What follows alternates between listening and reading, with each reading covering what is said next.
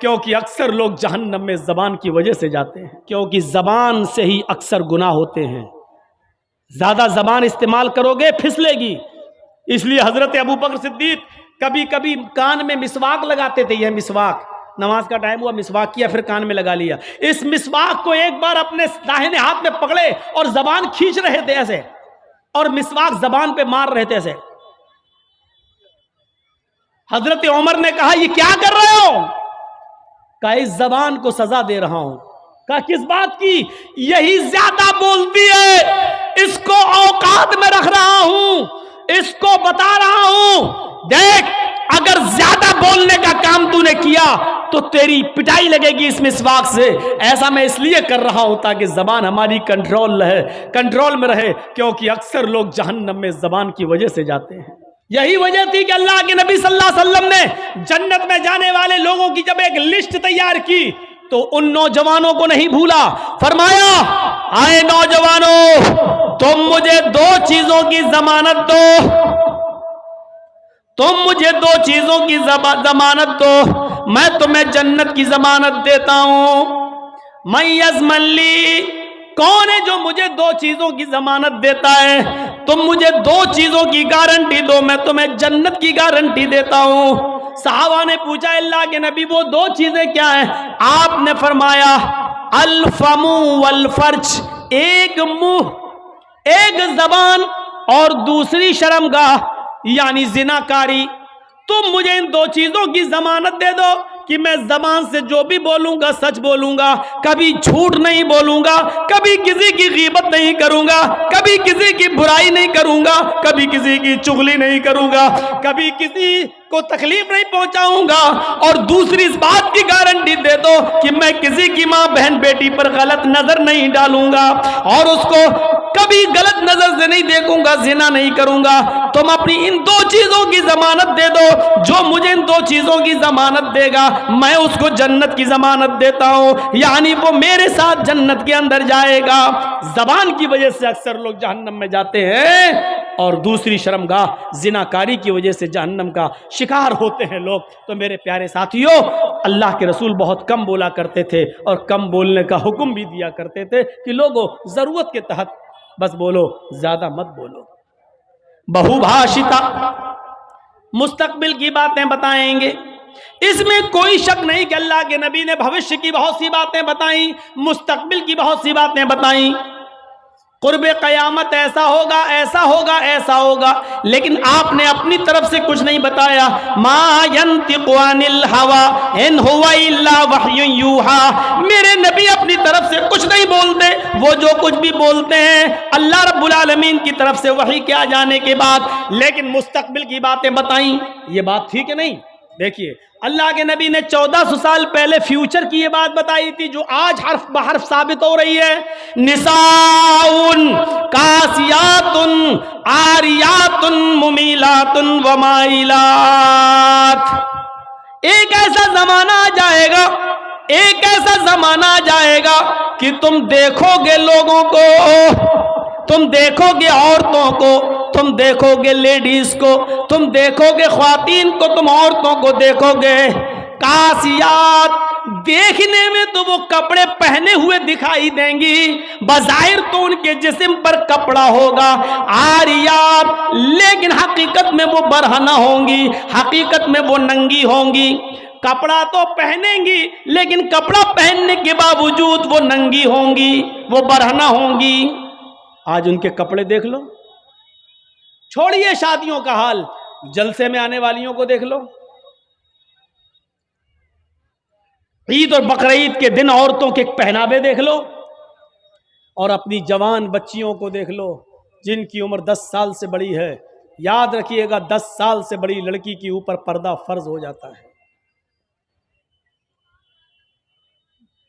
10 سال سے بڑی لڑکی کا پھر سر کا ایک بال بھی کسی غیر مرد کو نہیں دکھنا چاہیے۔ ہماری نظروں میں بہت معمولی بات ہے، چھوٹی ہے۔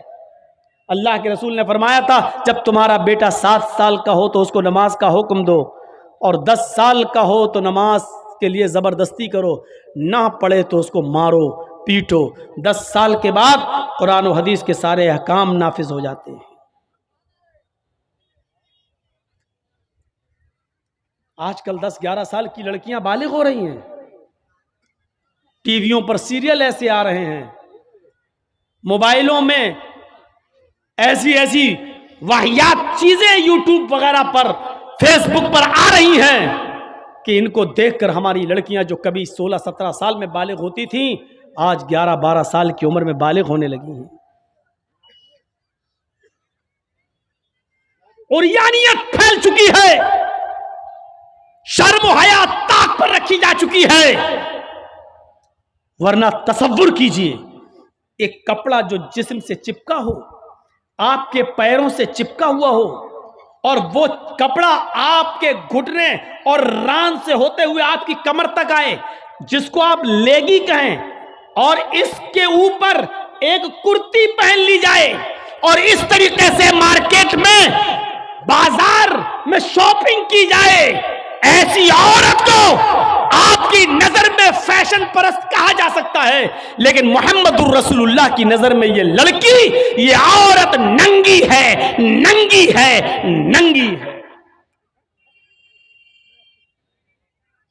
یہ کپڑے، اے بھیا جس کو جانا ہو جلدی جاؤ یہاں سے، اور جس کو اٹھنا ہو ابھی اٹھ جاؤ. ڈرامہ کر کے رکھ لیا ہے.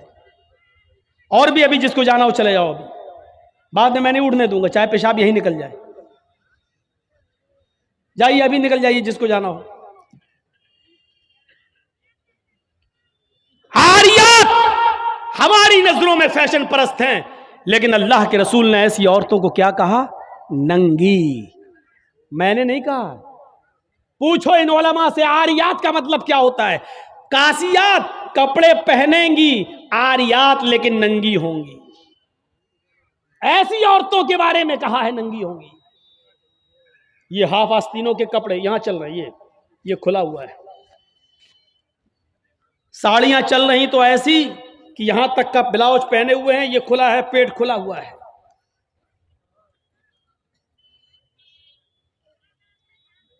اور جو چند برقعے اب چل بھی رہے ہیں بہار بنگال میں، پہلے تو چلتے نہیں تھے، تو اب برقعوں میں بھی ڈیزائن چلنے لگی ہے.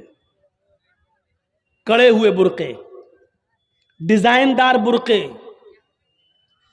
اب ایک بات بتائیے، برقعے کو آپ ایک تو ڈیزائن دار بنا رہے ہیں، اور دوسرا جب عورت یا لڑکی جب برقع اوڑھتی ہے تو سینے پر پھول بنا دیے آپ. یہ بتائیے یہاں پھول بنانے کی کیا ضرورت تھی؟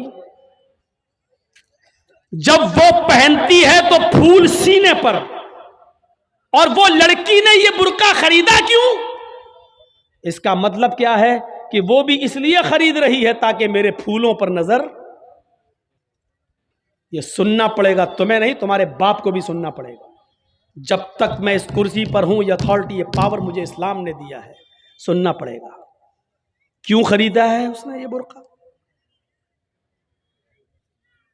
یو پی سائڈ میں آ جاؤ، لکھنؤ کے برقعے دیکھ لو، بمبئی کے دیکھ لو، حیدرآبادی برقعے دیکھ لو.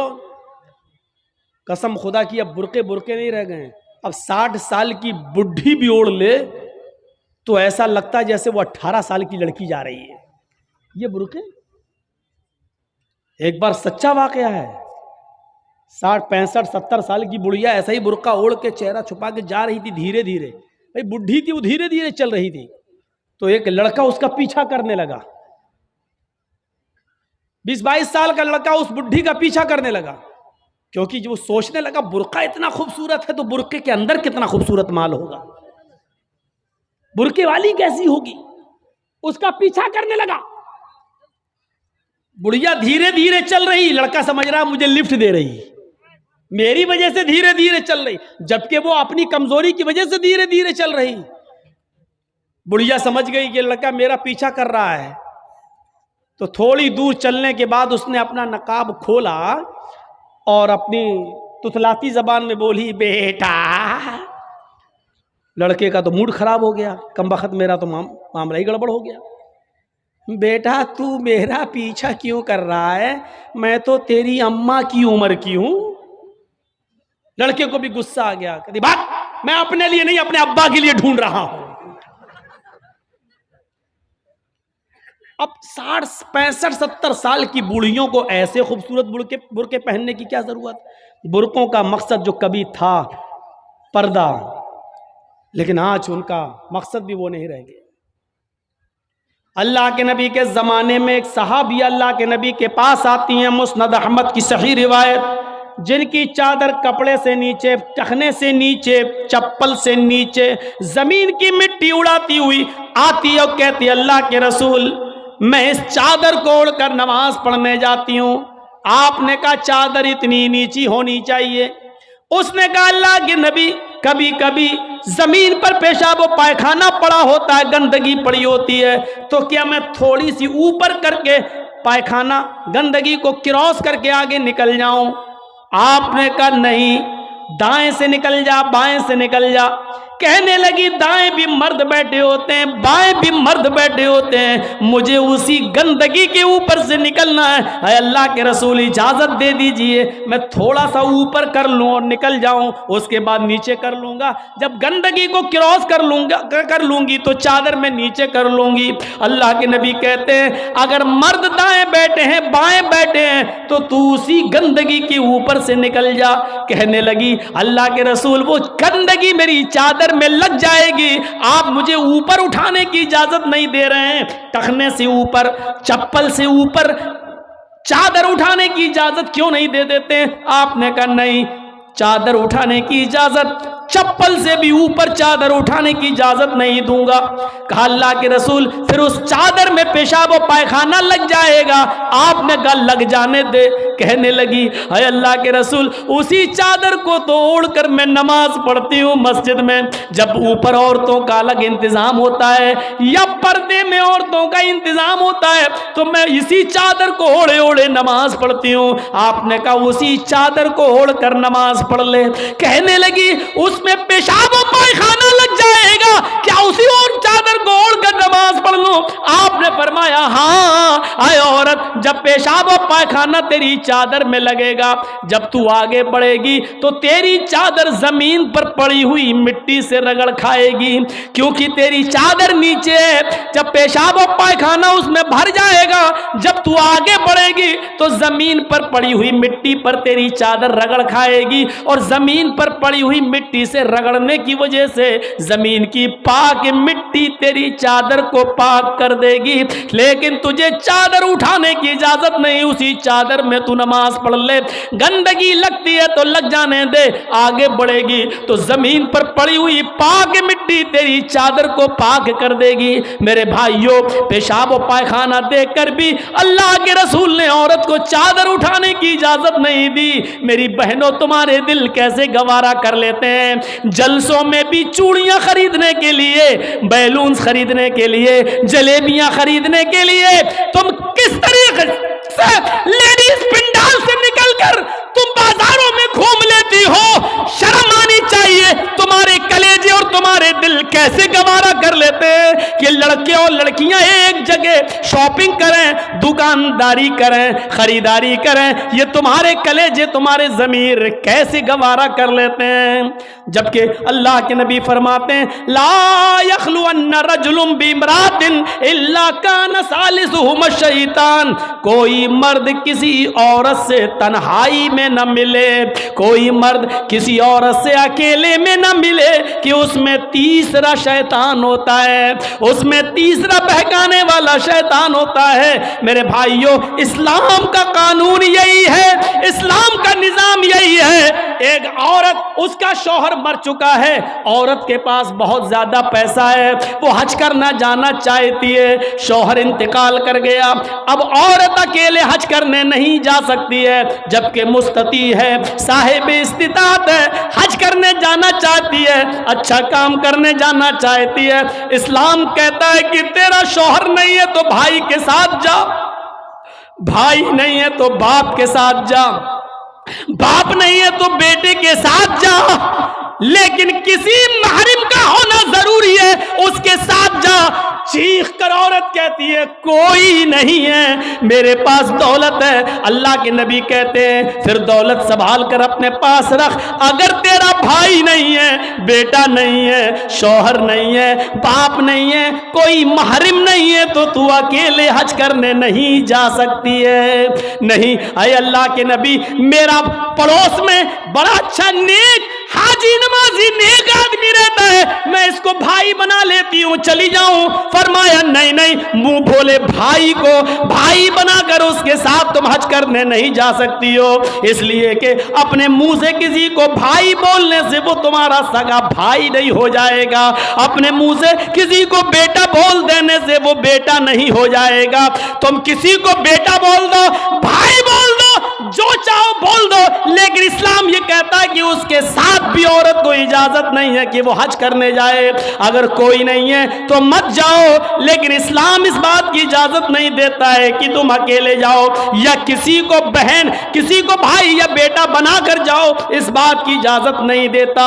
इस्लाम एक इबादत में, हज जैसी इबादत में भी औरत को किसी गैर मर्द को मुंह बोले भाई और मुंह बोले बेटे के साथ भी जाने की इजाजत नहीं देता।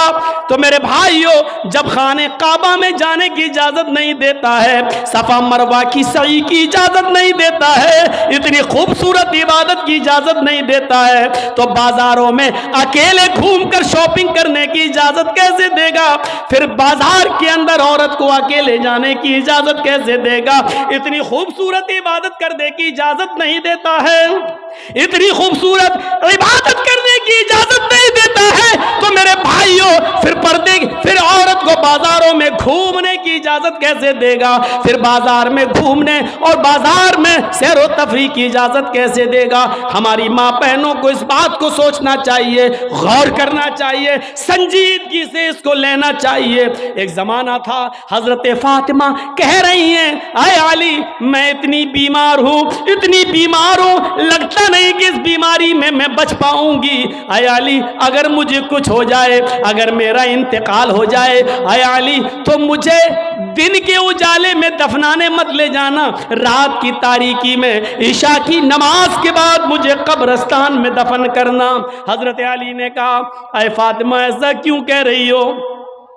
अगर तुम्हारा इंतकाल सुबह फजर के बाद हो तो क्या ईशा तक हम तुम्हारे जनाजे को रखेंगे, मिट्टी को रखेंगे? तुम्हारे बाप का, तुम्हारे अब्बू का फरमान है कि मैयत को जल्दी कब्रिस्तान ले जाओ, फिर मैं लेट कैसे करूं? फरमाती हैं, आए अली, आए मेरे प्यारे शौहर, मुझे रात में ही ले जाना, मेरी बात को गिरा बांधो, मेरी बात को मजबूती से पकड़ लो, मेरी वसीयत को याद रखना, चाहे मेरा इंतकाल कभी भी हो, लेकिन मुझे ईशा के बाद दफनाना, मुझे दिन के उजाले में कब्रिस्तान न ले जाना।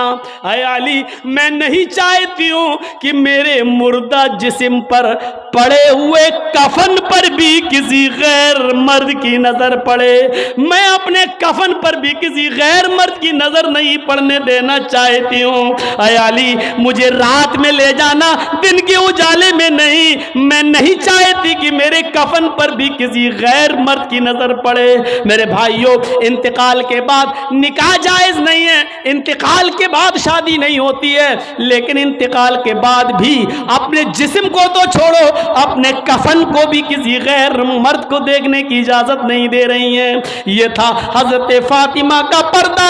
इस पर्दे की रोशनी में मेरी बहनों, अपने गरीबानों में झांक कर देखो, अपने गरीबानों के बटन खोलो और तलाश करो हम कहां खड़े हैं, हमारा पर्दा क्या है, हमारी इज्जत व आबरू क्या है। आज हमारे चेहरों को हरकस और नाकस देख रहा है, कल तक हमारे इन खूबसूरत गालों को कभी आसमान की निगाहों ने भी नहीं देखा था, चांद और सितारों ने भी नहीं देखा था, और आज जो चाहता है देख लेता है, हरकस और नाकस जिसको चाहो आज वो बड़ी आसानी से हमारी बहनों बेटियों का दीदार कर रहा है। और एक और बात, जितना अमीर बाप है, जितना अमीर बाप है, जितना भी बाप अमीर मिलेगा आपको, आप देखिएगा उसकी बेटी उतने ही कम कपड़े पहने हुए होगी।